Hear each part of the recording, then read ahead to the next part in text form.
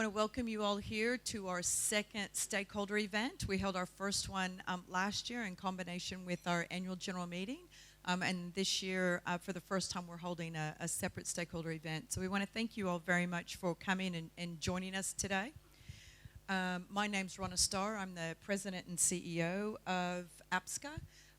And myself, in combination with a number of our executive board and members, are going to take you through various presentations today. So we look forward to your participation. Just before we start, obviously, various housekeeping rules. The emergency exits, you'll notice, which are the green signs behind you. We do not know of any planned emergency drills, so if you do hear the alarm, please follow those signs and patiently make your way out of the building. Obviously, there's no smoking inside the room or inside the hotel, but there are areas outside that if you need to have that type of fresh air, you are more than welcome to make your way out there. We do have Wi-Fi in the room. As you arrived, you probably were informed of the Wi-Fi code. It's up on the other side as well, but it is 2019-12-11, so which is the date written backwards. If you need to access the Wi-Fi. We have bathrooms just up these steps over here and on the other side of the restaurant if you haven't located them already. And we will be doing question and answers at the end of the afternoon. We will be taking questions in Chinese, English, Spanish. We have a variety of other languages that we can accommodate. If you want to write them down or if you want to ask the questions, they'll be given plenty of opportunity. So if you think about your questions and be prepared to ask them towards the end of the day, we look forward to receiving those. Just before I get into a couple of other items, with regards to our website in China, for some reason, has been blocked at the moment. We've only just been made aware of that a couple of days ago. So we are looking into that and looking to get that corrected, changed, rectified, whatever it's going to take. And we've already made some inquiries. Hopefully we can have that fixed up for next week. But for those of you based in China, we are aware and we are working on it. Also, when you arrived, hopefully the team sort of shared with you Twitter. Please feel free to, make a few tweets if you're that way inclined. WeChat, LinkedIn. If you're, if you don't already follow us on LinkedIn or Twitter, please do so. We'd love to have you stay in touch and informed with what we're doing. We do offer a newsletter which comes out once a month at the end of the month. We can't just send that to anybody. You do have to subscribe to it. So you can subscribe to that through our website when it's back up and running for those of you. We do actually post on LinkedIn as well and Twitter whenever our newsletter comes up. And if you want to see any past issues, that's also up on our website. As we look at our antitrust statement, before each APSCA meeting, we're reminded members about the need to comply with antitrust laws. The antitrust laws require that companies make their own unilateral decisions regarding the price they charge, the services they provide, and who they do business with. Such decisions cannot be made collectively with competitors, and since this meeting is to discuss industry standards and certification programs, public policy matters, and APSCA organizational and operational issues, such as discussions are appropriate and not in violation of antitrust laws. So the lawyers in the room, that's for you. We also will be operating under Chatham House rule today, which means that the information disclosed during our meeting may be reported by those present, but the source of that information may not be explicitly or implicitly identified. So I appreciate you if you respect that during the day. So on your table, you should have an agenda, a small agenda, which on one side is a stakeholder event, if you feel so inclined. The other side actually has the agenda from this morning. There's also a copy of our annual report. Feel free to take that home if you'd like an extra copy of that for whatever reason. Kelly Jo or the team can help you out with that. And there's also a very cute little APSCA coaster if you'd like to take that one home with you and put your beverage and constantly be reminded of the glorious day you're just about to have. So just to take you through this afternoon's agenda, obviously welcome and introductions. We've managed to tick that box. We're here. We're shortly going to introduce to you our 2020 executive as well as stakeholder boards, which we introduced this morning. I'll have Avadis come up on the stage momentarily, and we're going to take you through 2019, a year in review. We're also going to have a panel discussion, which is going to be moderated by Brendan Morrissey from Walmart, who's one of our stakeholder and executive board members. And then we're going to go through a 2020 looking ahead, talk to you a little bit about what our strategy is now and some of the plans for 2020 and 2021. Before coming to really the most exciting part, and I'm not going to steal any of Avadis' thunder because he does this far better than I do, but probably the highlight of our day is actually introducing to you our first ever round of certified social compliance auditors. You know, we've been working for 3.5 years to this. I think there's some of us that kind of thought maybe we would never actually get here, and we're really excited to be able to present to you all 41. We will have pictures of all 41 of our CSCAs, and we've had the privilege of having, I think, roughly 15 that have been able to join us here today. So certainly a very exciting and momentous occasion. So as we think about APSCA and our vision and mission and what we've been focused on for the last 3.5 years and really even longer, yesterday we had an executive and stakeholder board meeting, and we spent the first couple of hours talking through the history of what brought APSCA to being.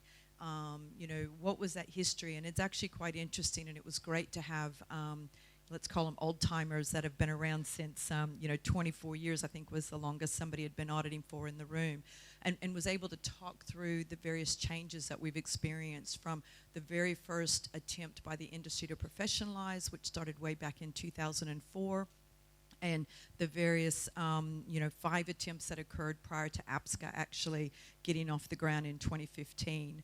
And, whilst we can kind of talk about the previous 5 failed attempts, I think that was really adequately or accurately is a better word, described yesterday as they weren't failed attempts, they were great stepping stones that has seen us to get to where we are today. And I think that the 9 founding audit firm members who started APSCA back in 2015, the work that they did to really learn from those previous attempts in order to set APSCA up for that success back in 2015 has been so important, and has been so important to us continuing to be here and talk to you about what we're planning on doing even into 2021. So we're no longer talking about will we still be here in 2017, 2018, but what are we going to be doing in the next few years? So it's very exciting. Those 9 founding audit firm members, when they launched APSCA back in 2015 in that original press release, they talked about the mission. What is APSCA here to achieve? And it's about enhancing the professionalism and credibility of the social compliance industry. And keeping that in mind, that mission hasn't changed since we started in 2015, and everything that we've done and every element of our strategy development along the way has been about staying focused on that mission. We've had numerous conversations, we've had numerous requests about, doing some specialty areas and focusing over here and focusing over there, and we've really brought it back to, is that going to enhance the professionalism and credibility of the industry? Is that APSCA's role? And we've been able to keep it to that foundational work in order to continue to build. In 2017, we created or developed our vision. So it was great. We've had a mission, bless you, and now we've got our vision, which is to be the trusted professionals in the industry. And I think that that's really what we are still working towards. We're not there yet, but I think every step closer, and certainly having that 1% of the auditors that are trusted professionals, or that 1% of our CSCAs is that great step towards being that trusted professional. Can I invite you to the stage, Avadis, to help out for a moment? So Avadis Sepharon is our chair of our executive board, and I'm just going to hand over to him for just a moment.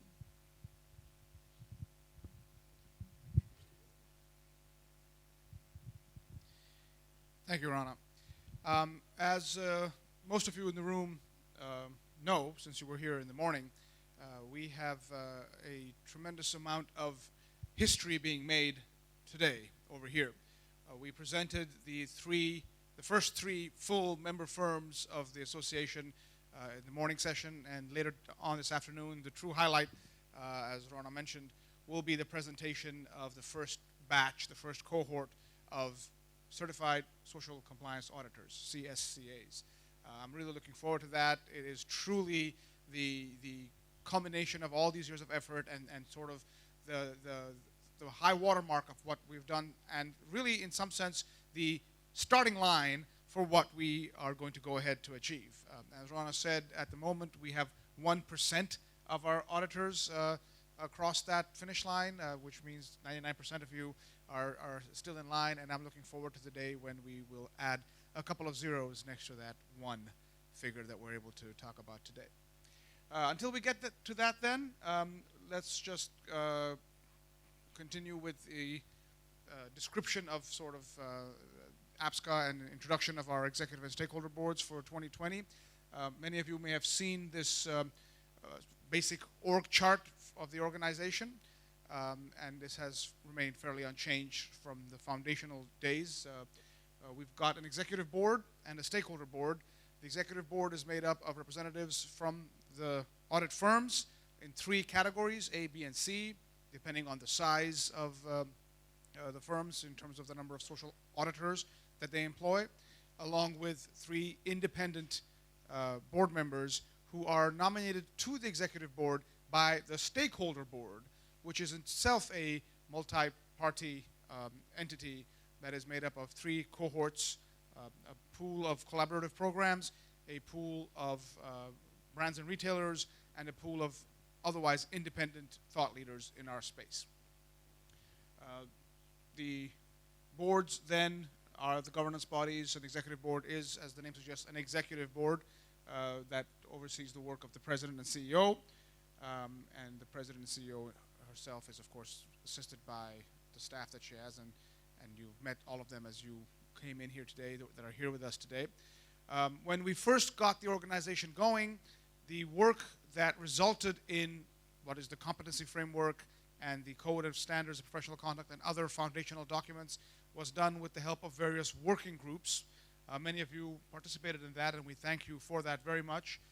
We have now moved on to where those working groups are no longer still standing, but the sort of the fruits of their efforts have already been realized, and now the organization as a whole starts to look more and more like a association, a standard association. We have now no longer just one full-time person, but several and multiple part-times as well. And as you know, there are a couple of positions that we're looking to fill with regards to a code and compliance officer as well as a certification coordinator to truly get to a place where this association now is a vibrant body that, as Rana said, is no longer focused on how do we survive to the end of this year, but know that we're here to stay and we can start thinking longer term, past 2020, 2021, and beyond. And we'll be hearing from some of our board members today with regards to some of those strategic thoughts and plans that we have in place.